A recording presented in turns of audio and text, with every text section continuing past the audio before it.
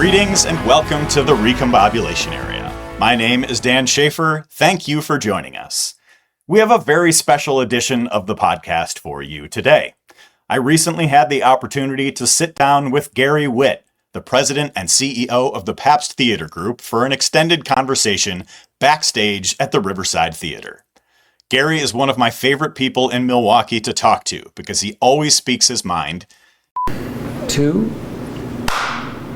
That's cool. I feel like I'm with Martin Scorsese now. And number two. In 2002, Gary was hired to run the Pabst Theater, which had fallen on hard times, and he's overseen the transformation of that venue, along with the Riverside Theater, Turner Hall Ballroom, and so much more over the last 24 years.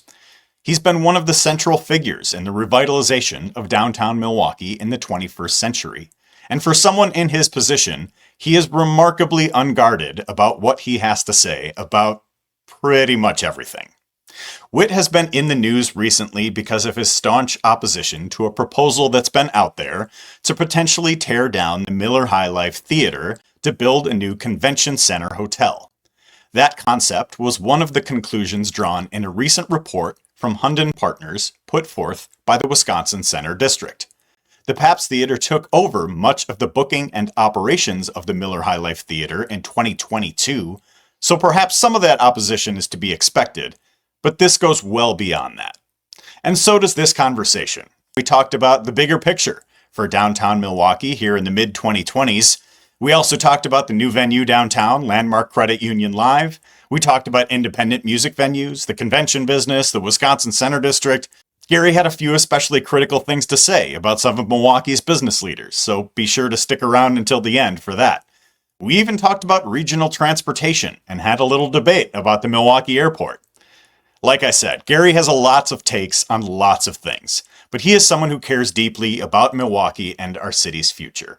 So please enjoy my conversation with Gary Witt. Let's recombobulate. Gary, welcome to the Recombobulation Area. Thank you for joining us. Big fan. Thank you very much. Appreciated you since before you were the Recombobulation Area. I was recombobulating in a variety of different roles in Milwaukee media. Yeah. But so there's a lot I want to talk with you about today. I like this recombobulation area way more than I like the one in Mitchell because they only have... Don't knock the one in Mitchell. No. I know you were talking bad about the airport the other day. I know, but they only have how many direct flights? But for all of those direct flights, you are recombobulated before you get on the airplane. You need to recombobulate because the restaurants don't open until 7 o'clock. Yeah. And the furniture is from 1978 in Cedar Rapids. Vintage. Cedar Rapids. It's coming back. Cedar Rapids, I got a phone call the other day. They're still looking for their furniture because they've actually improved it. This is a special shout out to David Crowley. I've talked to you about this before. Improve the aesthetic of our airport because that's where visitors learn about us. I like that they've put up people started tagging me in selfies they took at like the actual recombobulation area sign. Yeah. And they put up like this selfie station location where it has like a different recombobulation, so it's like a little bit out of the way, so it's not. Okay, well now if they only had some furniture, which I consider maybe one of my greatest achievements. Not really. If they only had some furniture where people could, I don't know, like modern day plug in their computers or their iPhones or iPads, and then perhaps we're a little more comfortable, and maybe the restaurants opened up because if you get for a 7 o'clock flight, you get there at 5 a.m. They might open before 7 would be good. Yeah. I mean, restaurants are airports are a part of kind of like, if you're going to be talking about conventions and conferences and things like that, you would hope that a higher percentage of those people will be coming in via the airport. If the first impression of Milwaukee is that airport, fucking heaven help us, all right? Because it's not fucking good. Shout out to David Crowley. The recombobulation area is good. It has the one good spot. I like that. Play to our strengths. Right? It's good, but I'm not here to keep things status quo. I'm here to talk about how we can make things better, including our venues. We love to find ways. Yeah. We've figured out in our business the number of 24 years of doing it, and that is that the only way to ever get any good at anything is to never feel like you're any good at anything. So we level this same focus of criticism upon ourselves as we do of everything else around us. Mm-hmm. Well, you have some criticism for some of the folks around you these days, and that's been in the news lately. So I'd like to start there. What's been in the news the last few weeks, a study commissioned by the Wisconsin Center District that drew certain conclusions about the need for a convention center hotel in downtown Milwaukee and where that hotel might be. You have been especially critical of that study in recent weeks and of the proposed location, and how renderings in the study essentially recommend taking down the Miller High Life Theater to build this potential convention center hotel. So can you walk me through what's been happening and break down why you are so opposed to that? I don't know if I want to call it a proposal because it's not spelled out specifically, but that concept, that idea, why are you so opposed to that? The idea of, let's break it down. The idea of the hotel going on High Life? Yeah. Or the idea of the study overall? Both. Okay, so first let's talk about the idea of the study, because I think it's most important to talk about the fact that it wasn't really a study. Okay. Okay, so I don't accept it as a study. I have lived, fortunately, in the city of Milwaukee for 24 years now, and I got an opportunity to watch Rob Henkin produce first public policy forum studies and then Wisconsin policy forum studies. Look, if anyone should be mayor of Milwaukee, probably should have been Rob Henkin, because I reference his work constantly. Rob is he's the guy I think of dressing as for Halloween as a superhero. If I was going to dress up as someone for Halloween, which I'm not, but if my grandkids made me dress up with anyone, I would be dressing as Rob Henkin, because the reports that he's produced have helped to guide what has become the future of our city, and the reports that have been ignored by our city leaders are the reports that tell us how fucked our city is and how they should have fucking paid attention so they wouldn't be paying money to write another fucking report 2 years later. We love a study. Yeah. So here's what happens with a study, though, that is authentic. It actually gets written without the influence of the person who actually asked for the study to be written. Okay. So, and this study is not authentic. This study is not a fact. It's not unbiased. Okay. It's not the truth. This study is simply what happens when Marty Brooks runs amok, and he's allowed. Marty Brooks, the CEO of the Wisconsin Center District. You know that.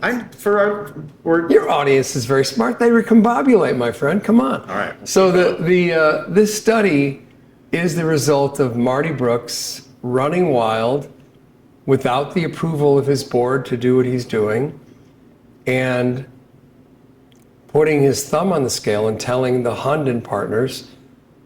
And look, if we have a lot of time in this podcast, I have a lot of time. I want to shout out to the Hunden Partners right now, because I've had a lot of time to look into your company and your absence in social media. We could get into that a little bit later. We'll circle back to that. All right. So the Marty Brooks story for the study begins here. On May 15th, 2025, for those of you with calendars, that's close to a year ago, at 2:44 p.m., Marty Brooks emailed me and my partner, Matt Berenger, and he said something along the lines of, I need to get together with you and speak to you. I'm going to be announcing something to my board tomorrow, and I want you to hear about it before I do, before you hear about it in the media. No, I'm not getting fired. Those were his exact words. Marty apparently is seeking to do some comedy later on. Apparently, given his actions in the last 3 months, maybe it would be good. So we met with Marty that day before the study was announced, because this was the day before the board he was going to tell the study, they were going to do a study. They were contracting with Hunden to do this study. Right, except if you talk to the board, the board was told they were doing a land use study, not a hotel study. Okay. Marty did a hotel study, because Marty has his own mind, and he was acting, I think he was, I'm not a psychiatrist, but I would assume that he was pretty excited about being named the CEO of the year by such brilliant studies as the Business Journal, naming him the CEO of the year, in Biz Times. Shout out to those guys. Both places that I worked at previously. Yeah. Now I'm recombobulating. So both places that I wish would work harder and better to try to make the infrastructure and the built infrastructure of the city and the business infrastructure of the city better, instead of trying to do things to make themselves popular. So Marty and Matt and I spoke that day, the day before the board meeting, and Marty informed us the following. I paraphrase. Look, this study is going to announce what I hope to be taking down Panther Arena. Panther does not produce a profit. It's an unprofitable venue. It was rendered useless when they built Fiserv Forum, because Fiserv Forum could be curtained down to 12,500, 10,000, or 8,500, and it has all modern amenities, front of house and back of house, and it's rendered Panther Arena useless for anything other than the events that take place there. He told us that they make no money off of the Admirals games, and that the building needs so many repairs to update it and to have it be competitive that it's not worth keeping, and his goal is to put a hotel there. He told us that he figured out, since they did the work in bringing back the expansion of the Baird Center, that he understood that he had room for debt within how they manage the structure of the Wisconsin Center District, where they could afford to put what they finally needed in town, which was a 1,000-room convention hotel in that space. Right. And then he said, the city will never do it because they can't TIF it. I'm the only one that could get this done. If we don't put a hotel there, we will likely take the Panther Arena down anyway, because there needs to be a throughway to what the city has defined as the new center of town, which is the Deer District. So he said, don't worry about whatever you hear in the media. Don't worry about anything that's said about High Life Theater. My goal is to take Panther down, and we're going to put a hotel there. And this was 9 months ago. Yes, it was 9 months ago. And then, if you want to put a bow on it, there were studies that were done where they brought groups into the Baird Center to talk on a U-shaped table, hosted by the Hunden Partners. And the very first, and look, it was people like myself or my partner, Jim Cantor was there, Greg Marcus was there, all these people that were there that came. Downtown big players, people on the board, stuff like Well, that. if it included me, it definitely wouldn't be the big players. Yeah. But we're just the guys that book concerts in town. So, but the very first slide that you saw when you walked into the room, and they had 2 different days of studies, the very first slide that you saw when they walked into the room, when we all walked in the room, was a 20-foot tall screen that had a picture of a hotel in the place of Panther Arena. So look, there wasn't a second spent on the study yet. Hunden had not collected $147,000 and copy and pasted most of what was the original downtown study that was done by another group yet. And yet they'd already presumed that they were going to put a hotel where Panther Arena was. So my point to you is that Hunden got paid $147,000 to basically take Marty's goal, which is, since he was paying them, $147,000 of taxpayer money, he was paying them. Also $147,000 of money that people like Greg Marcus and Marcus Hotels and the Marriott and the Iron Horse and the Kimpton all pay into a fund for, to basically have Marty build a hotel that will replace their hotels in business, since hotel occupancy is 63% in 2025 last year. Yes. So the reality is that I do not endorse the study as being called a study. I believe the study is them being paid $147,000 to give Marty what he wanted. It's the same type of dynamic that you see in other instances too. Like, obviously I covered the proposal for the highway widening project, and after they initiated that, they said, well, we have to go through this environmental impact statement. Right. We have to go through this study to figure out, because they never actually meaningfully studied the difference between like what it would take to do a 6-lane rebuild versus 8-lane widening. And so they go through this whole process, but they still have kind of their thumb on the scale with it too, because they have set out their preferred outcome before they initiated that study. Which includes never considering any kind of like mass transit that would have actually lessened the impact on. If they put 2 or 3 more BRT lines running west to east, but that's or if they just look beneath my bicycle tires when I ride on the Oakleaf Trail and realize that those used to be. Yeah. Those were train tracks, and they went to Cedarburg, and they went to Port Washington. So it is. I feel like this is not an uncommon thing where you have these leaders of public entities or agencies or whatever it might be conducting these studies to say that they're giving it an honest look, to say that they are giving some sort of nonpartisan unbiased look at it, but there's still kind of the thumb on the scale, as you're suggesting. Well, look, though, I mean, the problem, we had no involvement, obviously, and no one called the local concert promoter to ask them about the highway study. But I would tell you this, they did call us on this. Yeah. And I will say this, and I think this is critically important. You can fuck around with at a business level or a corporate level or a government level with a lot of different cities and kind of get away with like things still operating as planned. But you can't get away with that in Milwaukee because we need too much. We're too needy. We can't afford errors in Milwaukee because we have too many things wrong. I know the mayor and everyone likes to talk about how great our city is. We're going to get 1 million people to live here. We're not great. Once you escape the bubble of downtown Milwaukee, there's a shit ton of problems north of the city and south of the city that rarely get mentioned. I'm upset that the mayor and the county executive never talk about the P word because they're afraid the P word like casts a shadow over them and makes people not want to vote for them. But guess what? We need to make poverty a word that we talk about on a regular basis because one of our goals as a city and as a state should be to do what we can to eliminate as much poverty as possible that we created by outsourcing jobs out of the city of Milwaukee since the 80s. And we would need to be able to bring people back into the economy and spending money again. And then we can continue to be a donor economy that we currently are, but even on a much bigger scale because people will be working and spending money overall. But look, what's important is that this kind of tomfoolery that Mr. Brooks was involved in can't be allowed in Milwaukee because we can't afford mistakes like that. If you put your thumb on the scale and he got his way and they built a 750-room hotel, you're impacting our hotel economy, which is also critical for the city of Milwaukee. And we're a service economy as a city. Like, we can't survive with the population that exists here.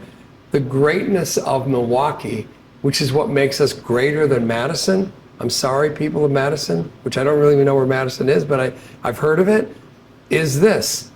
Madison's hope to grow their economy besides college students is Milwaukee. Milwaukee's hope to grow its economy is Chicago. And baby, they got 9.9 million people in the Chicago metro that we suck the blood of on a regular basis. So we're happy to be the little brother to Chicago and the northwest suburbs of Illinois because we desperately need that to feed our economy, which is one of the reasons why businesses like ours with the Pabst Theater Group and businesses like the Bucks and our restaurants, bars, and coffee shop scene are so critical to the city because we need to be able to attract people to come and use our city because our city can't stand on its own.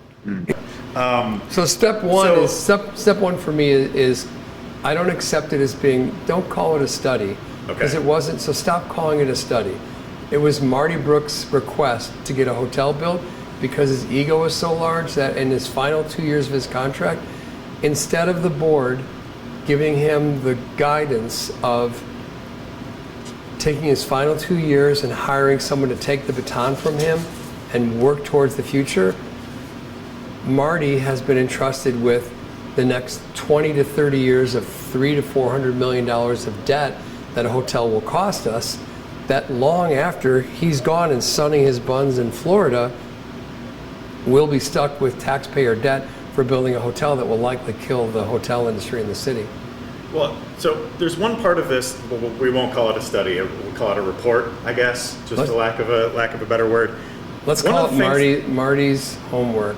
Marty's homework. That he didn't do himself, that he had someone do for him. So one of the things that I looked at in there was they included what they called a historical visitation analysis, which they talked about the history of the Miller High Life Theater, but that analysis only went back to 2019.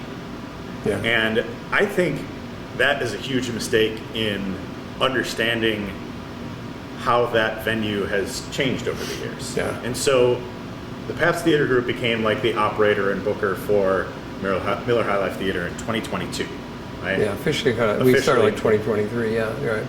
But the announcement came in 2022. Right. But you had been booking some shows there before that. There was like one that I found dating back to 2014, but they were all like kind of one-off instances, but like becoming that full-time operator, that didn't happen until 22 or 23. Yeah. So going back to before that, so kind of the before times of before the Bucks Arena deal, before a lot of changes happened at the Wisconsin Center District, you were very critical of the person who was leading the Wisconsin Center District at that time, Frank Gimbel. There's a surprise, yeah.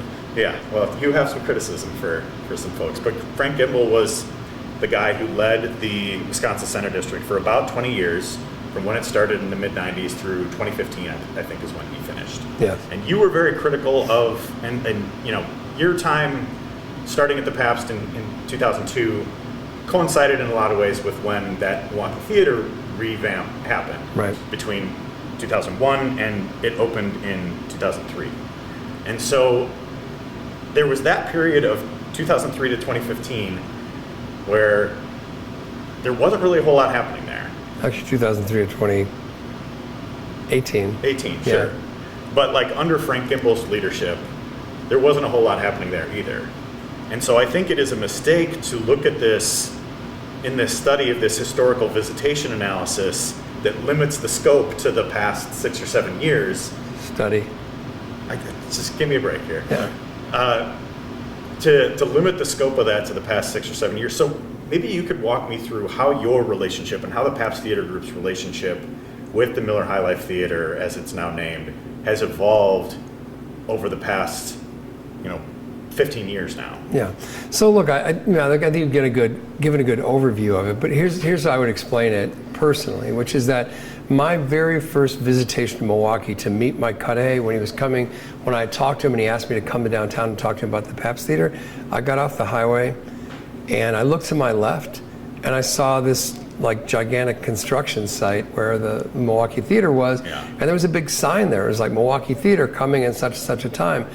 And I thought to myself, like on the way to go meet Mike at what was Cudahy Hotel or Cudahy Towers there, what was the restaurant that was there before that? I forget what it's called. But anyway, I went and met Mike there, and I thought to myself, like, and I said to Mike, like, why am I here to talk about the Pabst Theater when they're going to build this beautiful brand new theater? It's probably going to cannibalize all the business in Milwaukee. It didn't.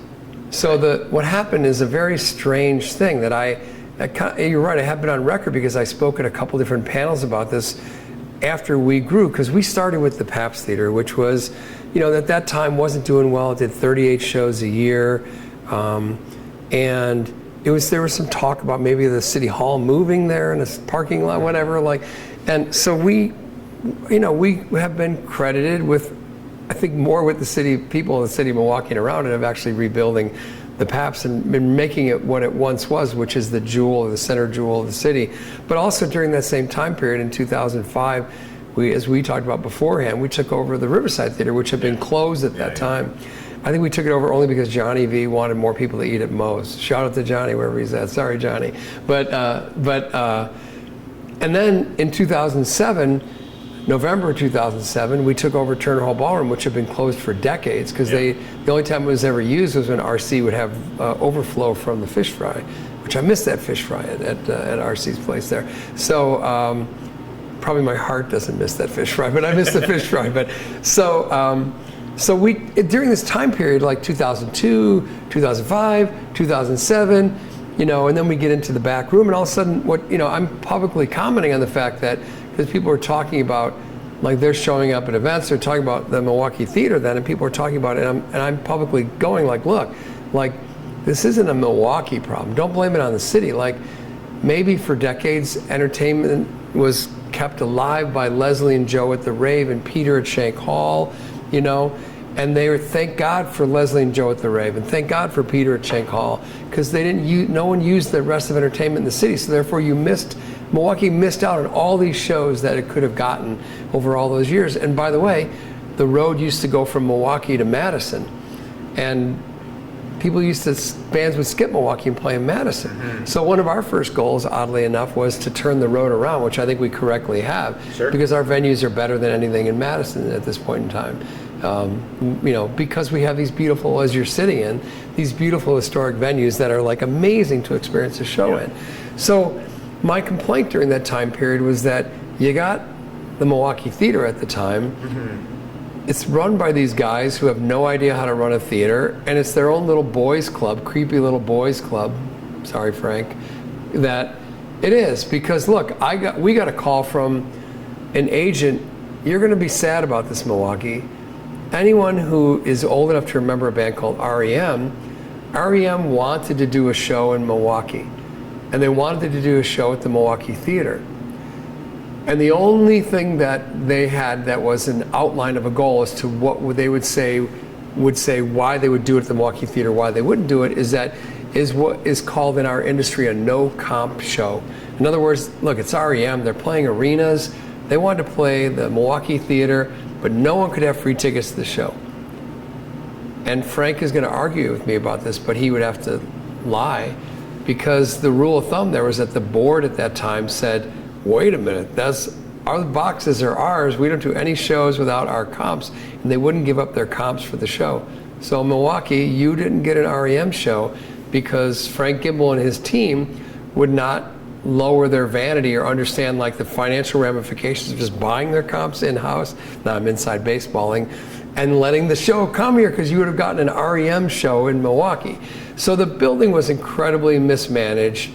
It did very little, like so few shows, and it was like a rental house where kind of shitty shows would happen where not many people would show up, and it kind of got some, abused. Like performing arts stuff. You had like certain, traveling shows or whatever that would end up there. But like in the past, 3-4 years now that you've been operating it, it has.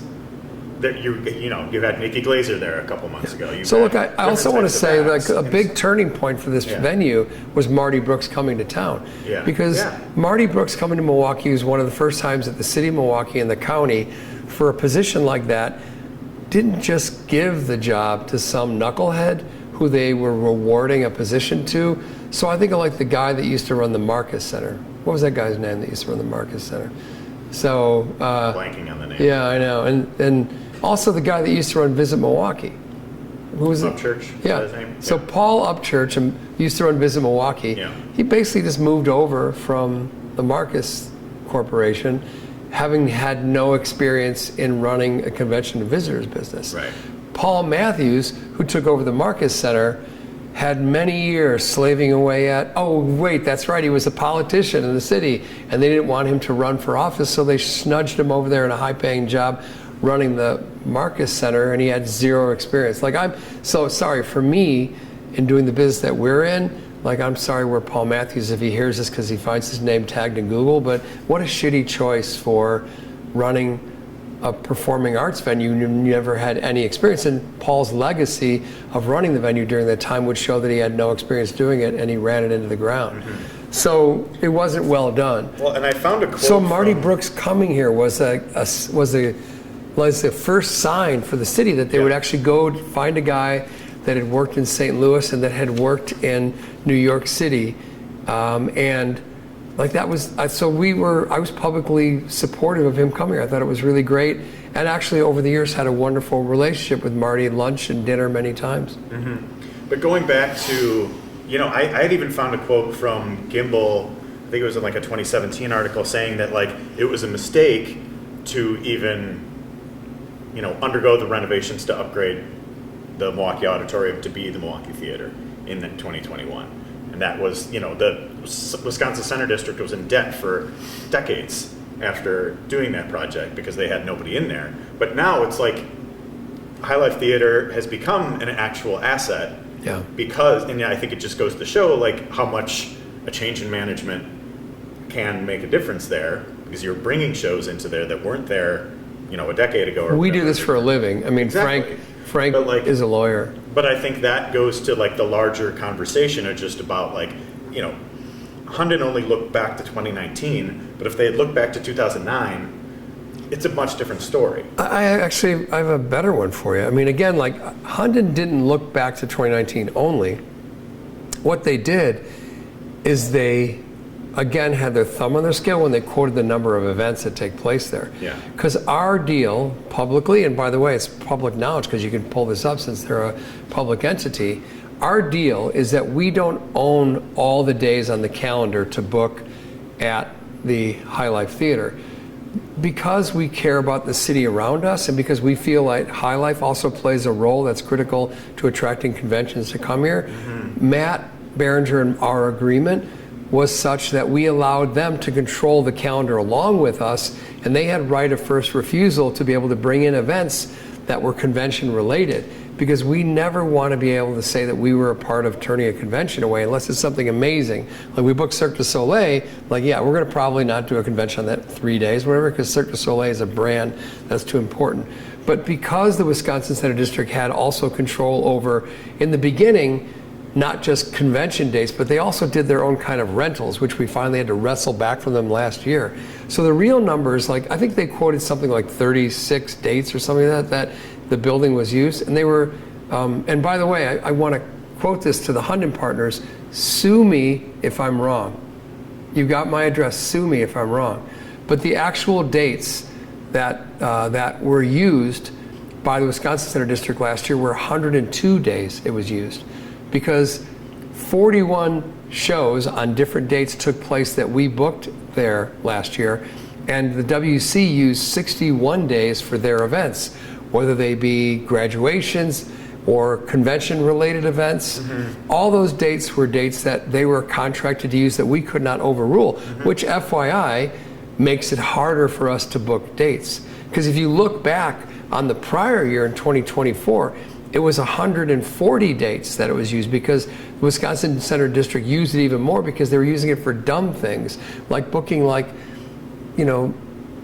teenage girl dance events, that dance group events there where 180 people would be in the 4,000 seat High Life Theater, but Marty didn't have control over the person that was booking rentals because he was an absent manager of that, and he was costing us the ability to get shows. So finally we were able to strike a deal with Marty where he paid attention, and we were able to wrestle those back from us. So we increased to 41 in the first year, and we'll well exceed that this year. But again, Wisconsin Center District booked at 61. So if you're Hunden and you want to talk about this place is not valid, step one is to say that it doesn't get used very often, and it's to pretend that someone like me is not actually going to look at those numbers and is not going to chase them with the hounds of hell into truth to actually reveal the fact that A, it's not a study because Marty had his thumb on the scale because he told us what the study was going to be before the study was done. B, the study is not honest in the number of days that it was used, because it still serves the purpose of being by the way, it's still right next to the convention center. Yeah. It's still critical for conferences to use it, which is why and FYI, if the Wisconsin Center District Board, I'm looking at you right now, Board, if you want to just give us all the dates and use it, let us run with it, and we'll book all the dates, including the rental things that you're doing. But you don't. You only give us the use of it for days where the convention center is not using it. So secondly, the thing that's important about the discussion about the High Life Theater that invalidates this study is the fact that they mention the fact that since the beautiful new FPC venue was built, Landmark Credit Union Live was built, because of that venue, which is 4,500 seats, or 4,500 capacity, is built, it renders High Life Theater to be useless. Unfortunately, again, like this reveals the Hunden study to be maybe skimming off the top of the cheese of a Culver's burger, or let's go with an Oscar's burger, because I like the Big O. Let's say you're just tearing off the cheese of the top of a Big O, because you're not really even getting to the meat. Because the reality is, and that's what you buy the burger for, is the meat. Because the reality is, the beautiful new Landmark Credit Union Live is a 4,000 capacity flat floor venue with seats on the upper level that attracts a completely different version of artists and performers to play there than the 4,000 capacity, 4,087 capacity High Life Theater that's seated throughout, that can also do some standing room as well. For example, we do Goose there annually where it's standing room. So the reality is that is Jerry Seinfeld going to play in a GA Pit standing venue? Is Cirque du Soleil going to play in a GA Pit standing venue, right? Is Nikki Glaser, is Ringo Starr, are those artists going to play in a GA standing pit venue? So the reality is that answer is no. So if Hunden Partners, who would be 86ing themselves out of the city and leaving after the study is done, and if this proposed hotel were to get built, that would mean that Milwaukee would be deprived of ever seeing a Ringo Starr show, ever seeing a Nikki Glaser show, ever seeing a Cirque du Soleil show, and I could go on and on for the shows that take place at High Life. So High Life is the only theater in the city of Milwaukee. This is what makes this study so wrong. High Life is the only theater in the city of Milwaukee that has no competition because there are no other 4,000 capacity reserved seat theaters in Milwaukee. Oh, but wait a minute. Just in Milwaukee, right? High Life is the only 4,000 reserved capacity seated theater in the entire state of Wisconsin. And if you were to remove it, Milwaukee would be the only major city in the entire Midwest without a 4,000 capacity reserved seat theater. And there are good reasons for that. If you were in my business, or if Hunden would have actually asked the question to me, which would have been smart, you would understand that the 4,000 capacity seat theater is the next generation level up into being an artist that performs at Fiserv Forum. For example, we're working and doing Weird Al along with the folks at FPC at Fiserv Forum because his next level of bouncing up after 4,000 seats at High Life is to play Fiserv Forum. Sure. It's not to play Panther Arena, it's to play Fiserv Forum. Right. Right? So you mentioned Panther Arena. Yeah. So do you think this is simply like a question if they chose the wrong one of the two Wisconsin Center District venues that are on Kilbourne? Like if they were identifying one of those two sites as a place that could be the home of a convention center hotel, do you think it's just like, no, keep the High Life, get rid of the Panther Arena? No, because again, like I will not endorse you calling it a study. Wait for it. I don't endorse you calling it a study in relation to their hotel comparisons either. And I'm going to explain for you from my vantage point why. Okay. The cities that they mention in comparison, and I sat at the board meeting where the Hunden guys did this kind of weird, I'm Dancing with the Stars at High Life tonight that's sold out. This guy from Hunden wouldn't have been on stage with the dancing because he didn't dance that well.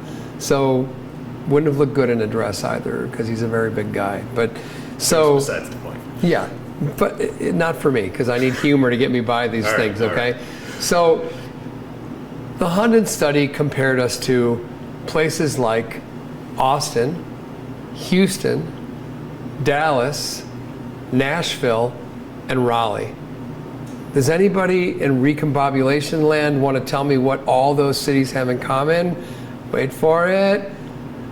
They don't have winter in those cities. Yes, you win, Dan, you win. So if you don't have winter and you don't get snow, that means your convention business is likely better. And oh, wait a minute, they're also all major cities. Now wait a minute though. Let's look at one more thing. All those cities, Austin, Dallas, Houston, Nashville, and Raleigh all have a major airport. And all those major airports in those cities all have airports that set record numbers of flights and revenue last year. Let's look at, no offense, right? Milwaukee's airport. It was down 7% last year. And it was only down 7% last year because they raised prices. So every airport that we're talking to that Hunden so cautiously doesn't actually tell you that, first and foremost, they're all cities that don't. By the way, Nashville's Nashville. Austin, you could never compare. I have lived my life here in Milwaukee, not ever thinking when people would come to me, remember Gary Grunow would say, if we could just be Portland or Seattle, or if we could just be Austin, like, look, man, be fucking Milwaukee. Yeah. Milwaukee's a fucking great city, but it is not Austin. Yeah. It is not Nashville. So you disqualify yourself as a study if you do that. So, number two, the fact that each of those cities have verified airports, and they all have airports that hit record numbers, and our airport was down 7%. They conveniently say, but look, we lost a major convention to Columbus, right?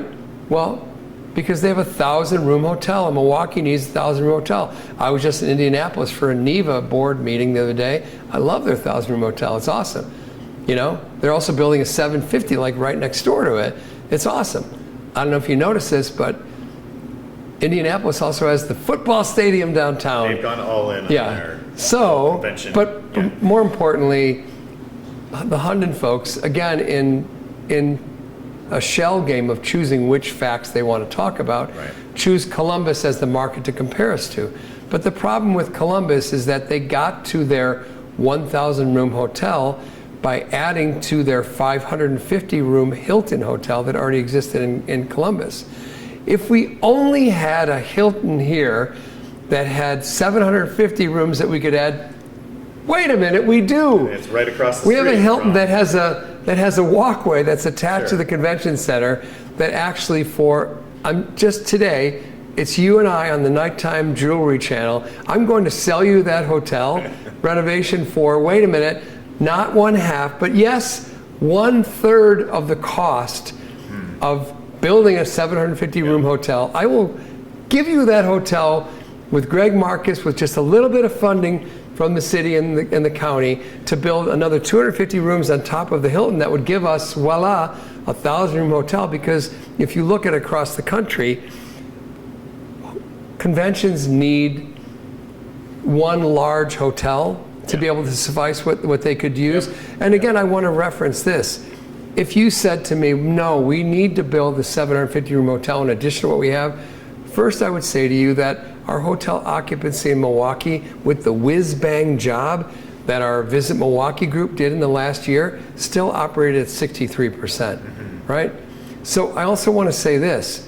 If a high percentage of the whiz-bang job that Visit Milwaukee did last year, who were purported to be out trying to sell us all on adding this new hotel, if they don't speak loudly enough about the fact that what percentage of the conventions or conferences that they do are conventions and conferences of people who drive 4 to 6 hours to get to their conventions because they are They're, I don't know, volleyball tournaments and things like that where moms and dads drop their kids into the minivan and they drive all the way to Milwaukee and they stay at most likely the lower priced hotels. They never make their way into Moe's or into Carnivore or Loopy and Iris or Birch, but they all go to 3rd Street Market. I love 3rd Street Market. Thumbs up to Omar. We're big fans. But Omar's making a lot of money at 3rd Street Market, but the rest of the city's not doing very much from those conferences because that's not why you spend $455 million to increase the size of the convention center.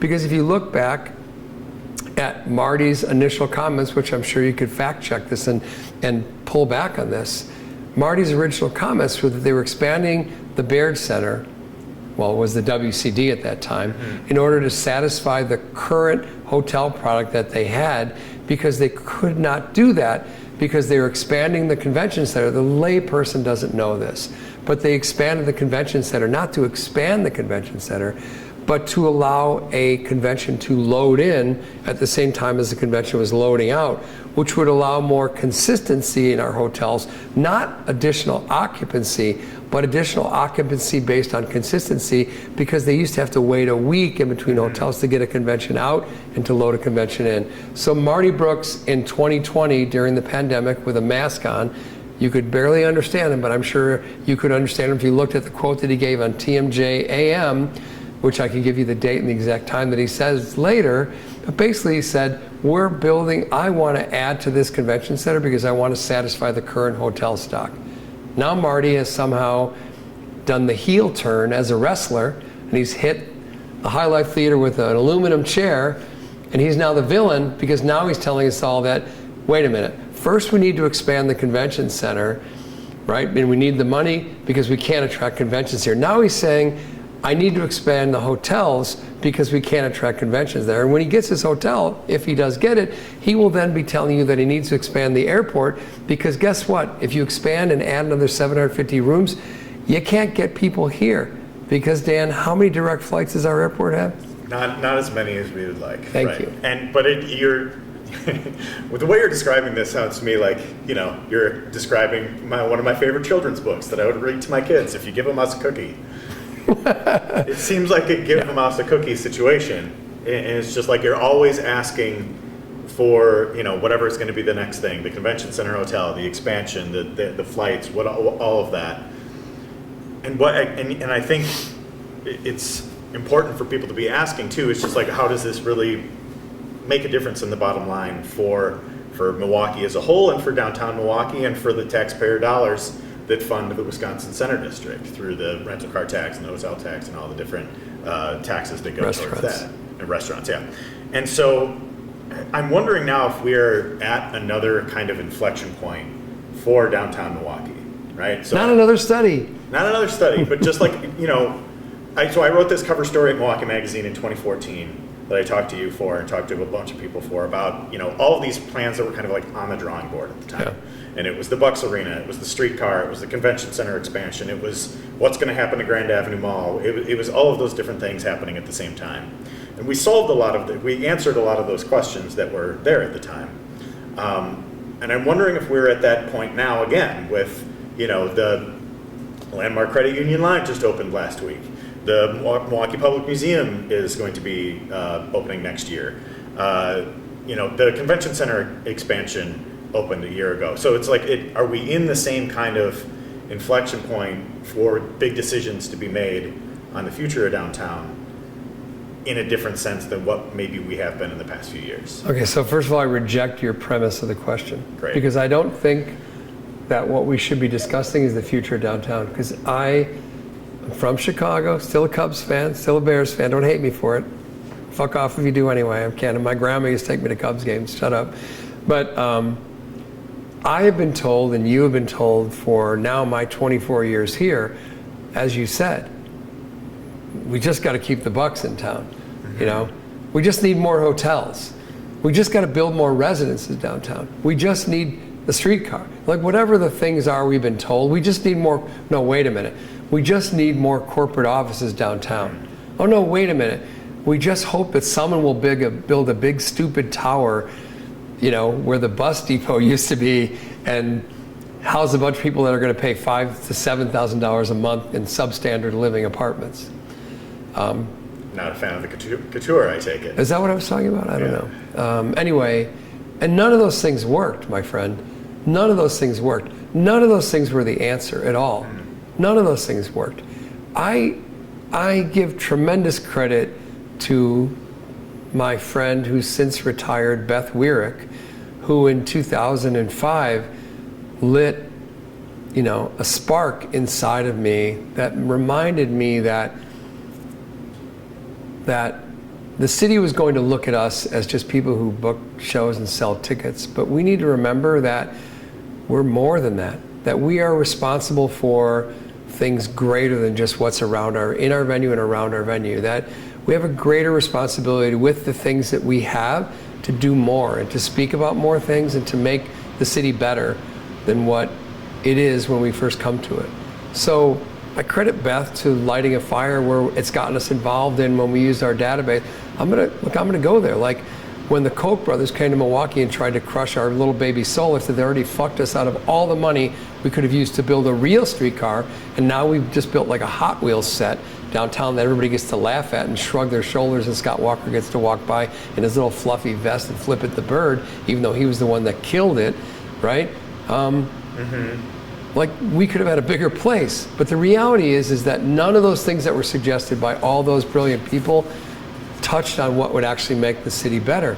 Because at the same time as all those things got done, what was ignored is, ask Common Council President Perez. Ask about his neighborhood. Ask about how many improvements, even though he's the Common Council President, ask him about how many improvements have been laser focused. But it doesn't matter who was mayor, Mayor Barrett or Mayor Johnson, they didn't do shit in those neighborhoods because they kept their big focus on downtown. Nobody met with the citizens of those neighborhoods and cared about and gave a shit about them. The same way that no one gives a shit about going into 53206 in those neighborhoods and actually giving a shit about making those better. Look, I'm tired of development downtown because anyone will tell you that we're losing population in the city of Milwaukee.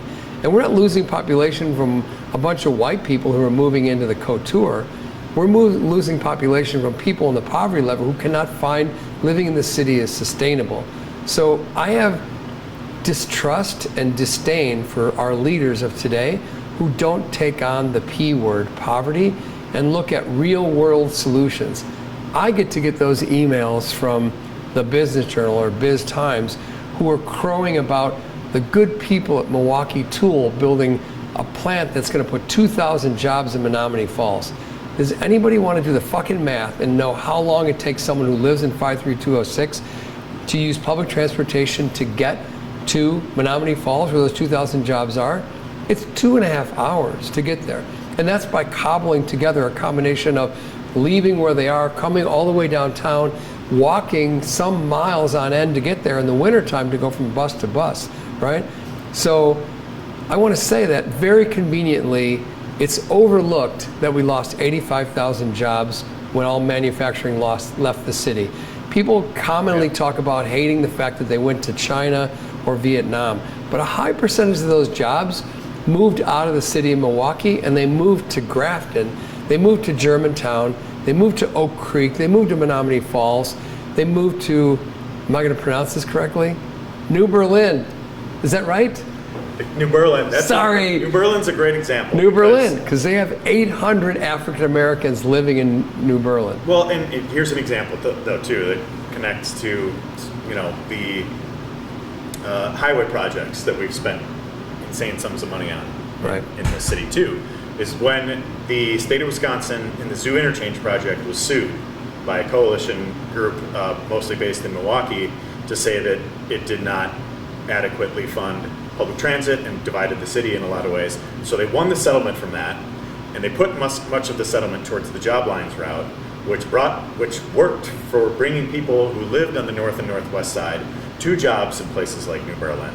And it was the only way that was funded was through a lawsuit. Right. It's not like it was funded through, a state initiative or the county or whatever. It was funded because people had to sue because the project was so terrible. Yeah. And so they got through that project, and then that funded, I think, 6 years. Maybe the county funded one more year after that. Yeah.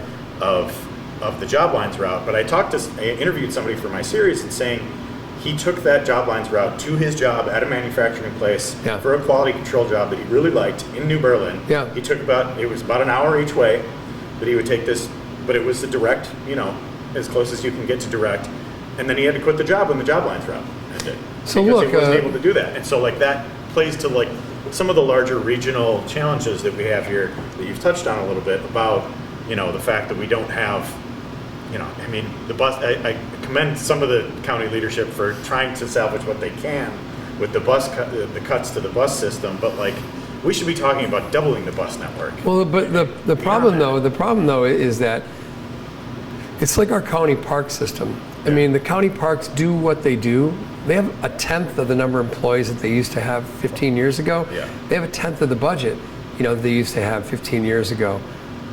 So in relation to our public transportation, it is a man-made problem the same way that our loss of jobs is a man-made problem, all right? All these jobs that exist out there are just outside of the reach of you, as you've accurately described previously and now, of all the people who really need those jobs and could get there. Poverty is our number one issue in the city. It's not how we could fund giving manpower or the good people at Milwaukee Tool some more white-collar jobs downtown and then allow them to piss off to Menominee Falls. We could all shout about them giving 2,000 jobs in Menominee Falls. The reality is this. The man-made portion comes from this. In the state of Wisconsin, it's only illegal in one region to form a regional transportation authority. Can we all guess what region that is? It's our region. Yeah. Because Scott Walker and Robin Voss made it illegal to create a taxation authority to allow us to have a regional transportation authority because we are so powerful as a city. Why are we powerful as a city? Even with the poverty level that we have, we're so powerful as a city that we are what is called a donor city amongst all the cities in Wisconsin, which means we give them more money than we take back, no matter what. We are also more powerful because we also do what? Oh, that's right, we elect people because unlike the farmer in somewhere in Wisconsin up north that has 200 acres with one large Trump sign, those 200 acres would probably house 4,000 houses. And those 4,000 people, if they vote, get people elected. So people in those positions in Madison do everything they can to try to find a way to hurt Milwaukee. And look, this is an old story. I'm not going to cry about that because I don't believe in that. I don't believe in that because I believe you can fix anything. If you don't believe me, I was sitting in my wife's studio in April of 2020 when we had not formed the National Independent Venue Association, when our entire industry during the pandemic was about to get bought out by some rich schmucks and who would have put us all out of business, hello Live Nation, and Mark Geiger.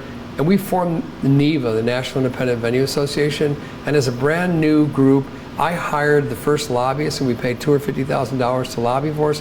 We got $16 billion with a B, and it saved our entire industry through a ragtag group of like amazing individuals in our industry who did so much work to do such great things to get that money. So I believe we can, as long as I'm here and I believe this, I believe we can get a regional transportation authority. I believe we can get the mayor and the county executive to focus more and spend more time legitimizing the poverty word and telling people the story of the fact that we created it, telling people the story of how we redlined the city and forced people of color to live in certain places, right? I believe we can do that. Hell, I even believe we can make our airport better, which is a really fucking hard job. So, look, I think the reality is that the discussion needs to focus on transportation to get the people who are in need of jobs to the people who need jobs. So look, I would look into the camera right now in this beautiful podcast, and I would tell people like Gail Klappa, who seats himself so finely on the row sitting around that we get to look at the back of his head. You should comb that more often, sir. Look at the back of his head, and in those front row seats, while he was making $13 to $20 million a year at the monopoly called We Energies, that maybe he should focus his philanthropic efforts in the last years of his life. I'm not shouting out anything here. I'm probably going to die soon also. But he should also focus his philanthropic efforts on trying to find a way to bring forth one of the greatest things to ever help, not just the city of Wisconsin, but the city of Milwaukee, but the state of Wisconsin, is to help us politically and also economically to bring a regional transportation authority here. Wait a minute, I'm talking to you, Jim Kazmarek, who owns Capco Industries in Grafton. You shout out and cry all the time about how you cannot get any employees. I too, sir, see you sitting at the front row on the sidelines of the Bucks games, while people in 53206 sit being evicted from their homes, going hungry, that 7-year-old kid not getting breakfast this morning, while you complain about not being able to get employees out to Grafton. Well, you know what? Step it up. Stop buying sports teams or whatever you're doing, investing your money. I know you have a right to do with whatever you want to do with your family's money, but you know what? This is a perfect time for you, or maybe you, Chris Abley, to stop buying houses and demolishing them on the lakefront. I did see 3 deer eating there the other day. You know, or you, Andy Nunemacher, stop buying mansions. Sorry, Andy, you're going to hate me for this. You're a good guy, but you know what? We have a P problem here. Get on the P problem, solve the biggest issues, jump on things like working with groups like Kinship and other groups that are doing real things about poverty, and let's put fucking people back to work here. Work is the thing that gives us pride. It gives us a sense of mentorship and working with each other. It teaches us about competition.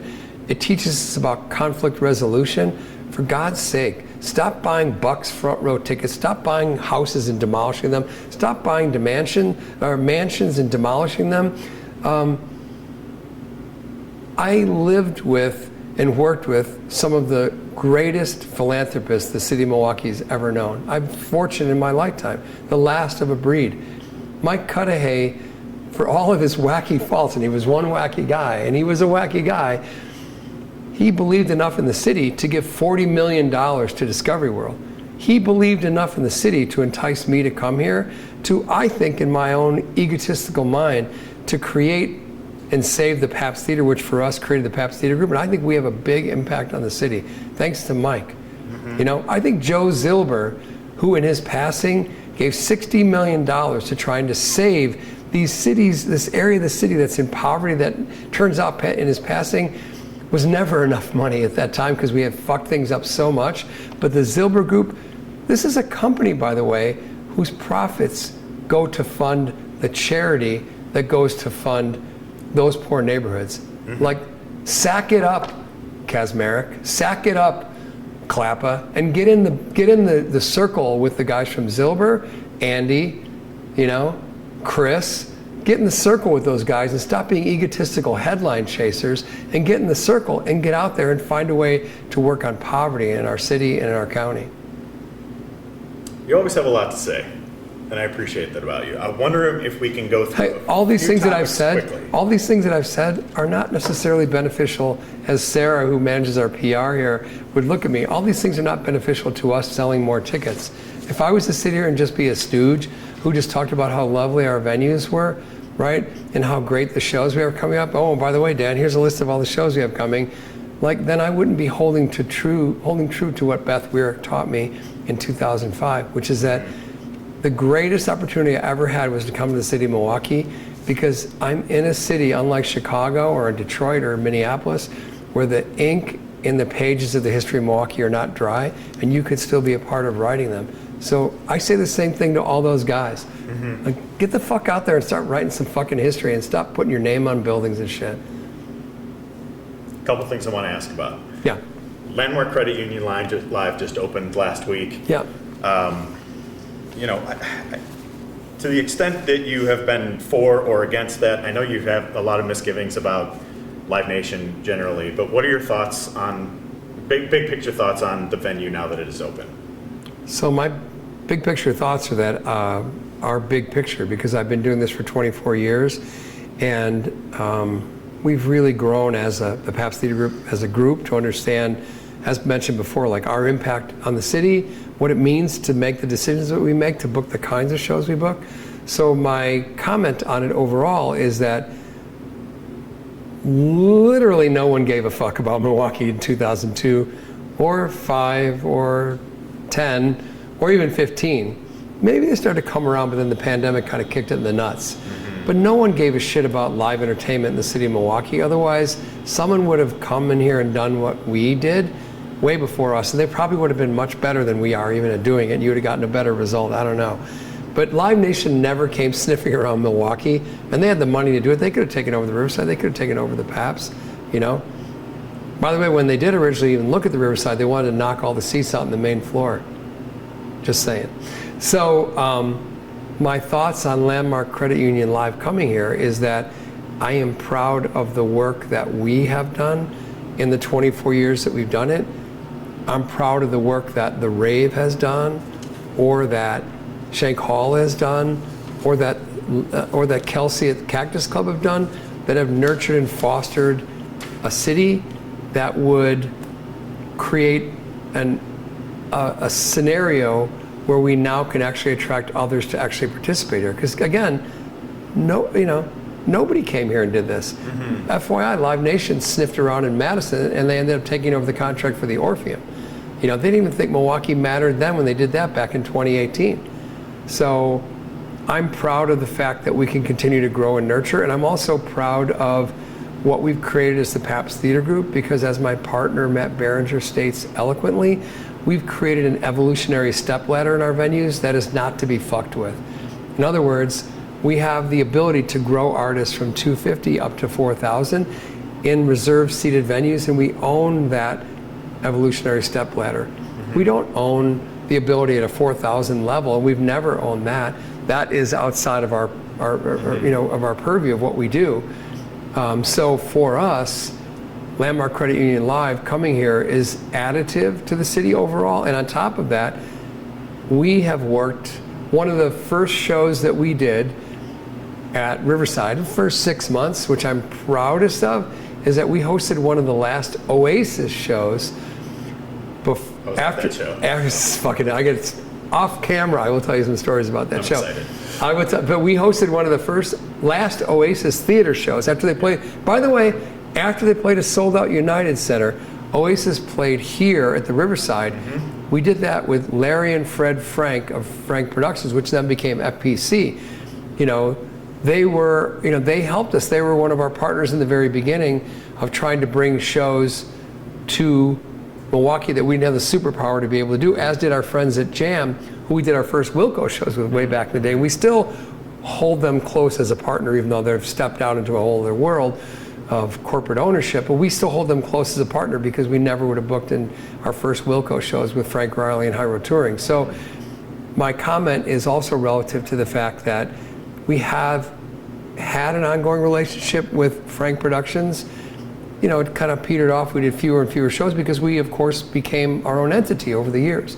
And since that time, have actually, probably in later years, most recently in the last couple of years, even after they were purchased by Live Nation, have maintained a great relationship with Joel and Scott and Charlie and all their team of buyers to bring shows to the Riverside or to High Life. I mean, they're partners in tonight's Dancing with the Stars show over there that we do. So, you know, do I have different feelings about Live Nation in general? Of course I do, because I'm an independent promoter in America where I've got a company that's being sued today as we speak, actually yesterday, beginning, you know, for being a monopoly in the country. Those, you know, I can actually, unlike most American politics, can actually have two separate thoughts in my head and they can coexist. I enjoy the relationship that we have with our friends at FPC. Am I happy about the dominance of Live Nation as a whole in the rest of America? Or even worse off, am I, you know, less happy with the domination that Ticketmaster has in America that has caused the incredible, like measles-like or hepatitis-like or Black Plague-like growth of secondary market / scalper tickets in America. The day that Ticketmaster, you know, Ticketmaster is a monopoly. I mean, it's fundamentally like it's the Kleenex, it's the Thermos, or it's the Tampax of ticketing. So people think of ticketing, they only think of Ticketmaster.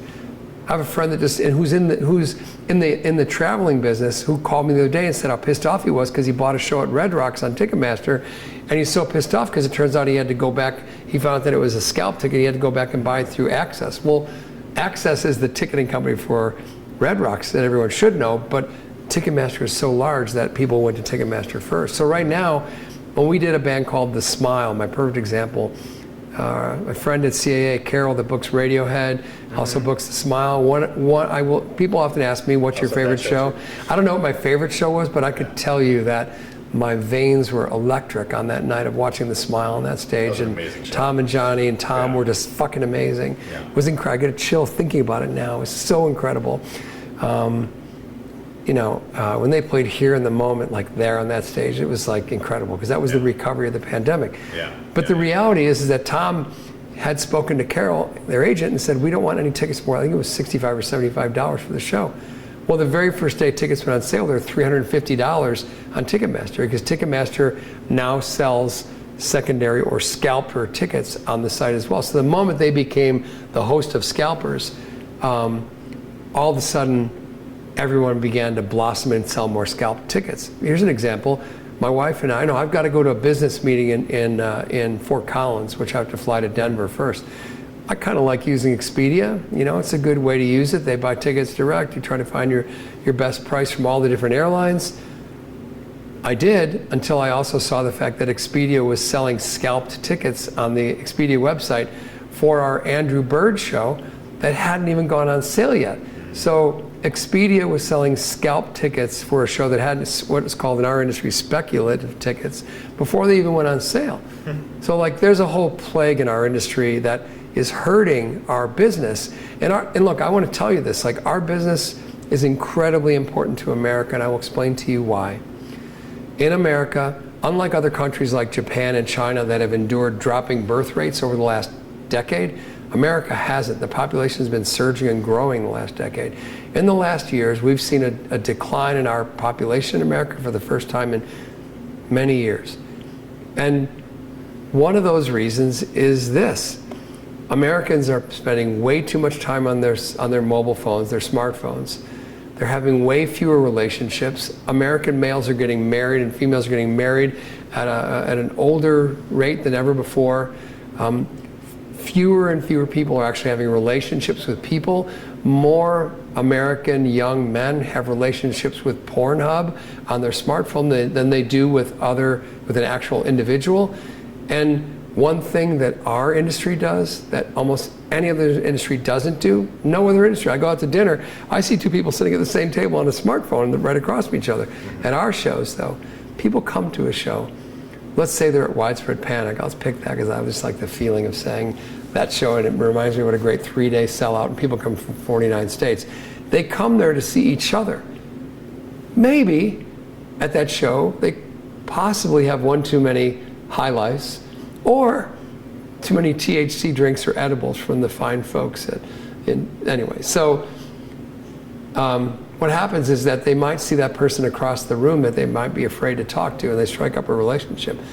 Bam, fast forward 10 months later, you have another human being born in America solely because of the live entertainment industry in America. So yes, Dan, yes, the live entertainment industry and the Pabst Theater Group might have the responsibility of the birth rate in America and the future of our country as we know it. We've got to end it there, and no better place to end it than there. Gary, we could talk all afternoon here. I appreciate the conversation. Thanks so much for joining us. You're welcome. The Recombobulation Area. Thank you for doing what you do. I say the same thing to Bruce and the team at Urban Milwaukee and others who are brave enough. I say the same thing to Jim Nelson, my friend at the Journal Sentinel, the last people who are sticking it out there, trying to make journalism win. We desperately need journalism in our city, not to promote our shows, but to shine a light on the bad shit that happens here, because Milwaukee needs help. So thank you for helping. Thanks for the conversation. Do this every week, and you could just give a hour-long monologue about any number of things, couldn't you? Yeah. Yeah. I have an idea on the data centers. I know how that